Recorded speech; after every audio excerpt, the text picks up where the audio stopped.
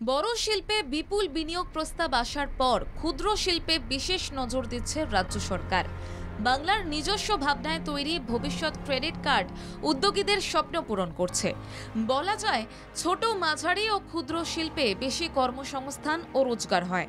শ্রমনিবিড় সেই শিল্পকে আঁকড়ে ধরে ছোট উদ্যোগীরা কারবার তৈরি করতে পারেন। জাপান সহ এশিয়ার নানা দেশের নজির সামনে রেখে বিকল্প অর্থনীতির দিশাদানকারী বাংলা সেই পথে হাঁটে। মুখ্যমন্ত্রী মমতা বন্দ্যোপাধ্যায়ের নির্দেশে ঋণদান থেকে পরিকাঠামো নির্মাণের কাজ আলাদা গতি পায়। সারা দেশে যখন বেকারত্ব ভয়ানক আকার নিচ্ছে, ৪৫ বছরে রেকর্ড গড়েছে, সেখানে ৪০% ওপর বেকারত্ব কমিয়ে বাংলা বিকল্প অর্থনীতির সুফল পৌঁছে দিচ্ছে আমজনতার কাছে।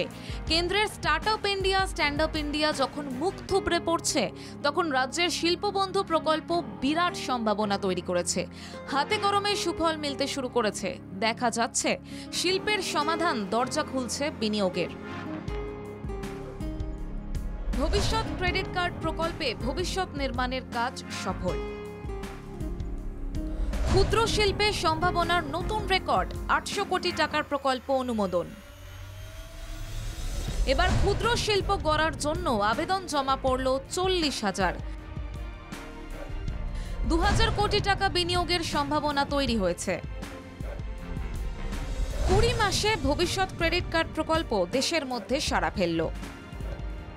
শিল্পের মাধ্যমে বড় মাপের কর্মসংস্থানের লক্ষ্যে ২০২৩ সালের ১ এপ্রিল থেকে ভবিষ্যৎ ক্রেডিট কার্ড প্রকল্প চালু করেছিলেন মুখ্যমন্ত্রী মমতা বন্দ্যোপাধ্যায়।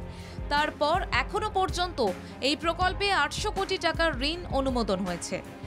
শনিবার শেষ হওয়া শিল্পের সমাধানে শিবিরে যে আবেদন জমা পড়েছে, তাতে আভাস মিলছে ক্ষুদ্র শিল্পের রেকর্ড গড়তে পারে এই রাজ্য। আর ভবিষ্যৎ ক্রেডিট কার্ডে ঋণের পরিমাণ ২,০০০ কোটি ছাড়িয়ে যাবে বলে মনে করছে ক্ষুদ্র শিল্প দফতর। এই শিবিরে ১.৫ লক্ষ তরুণ তরুণী ভবিষ্যৎ ক্রেডিট কার্ডের সুবিধা পেতে আগ্রহ দেখিয়েছেন। প্রশাসনের কর্তাদের অভিমত, জানুয়ারির মধ্যেই সহজ শর্তে ভবিষ্যৎ ক্রেডিট কার্ডে ঋণদানের অঙ্ক ১,০০০ কোটির গণ্ডি ছাড়াতে পারে। ধাপে ধাপে সব আবেদন অনুমোদন হয়ে গেলে তা ২,০০০ কোটি টাকার গণ্ডি ছাড়িয়ে যাবে। ভবিষ্যৎ ক্রেডিট কার্ড প্রকল্পে ১৮ থেকে ৫৫ বছর বয়সীরা সহজ শর্তে ঋণ পান ৫ লক্ষ টাকা পর্যন্ত। কোনো জামানত রাখতে হয় না।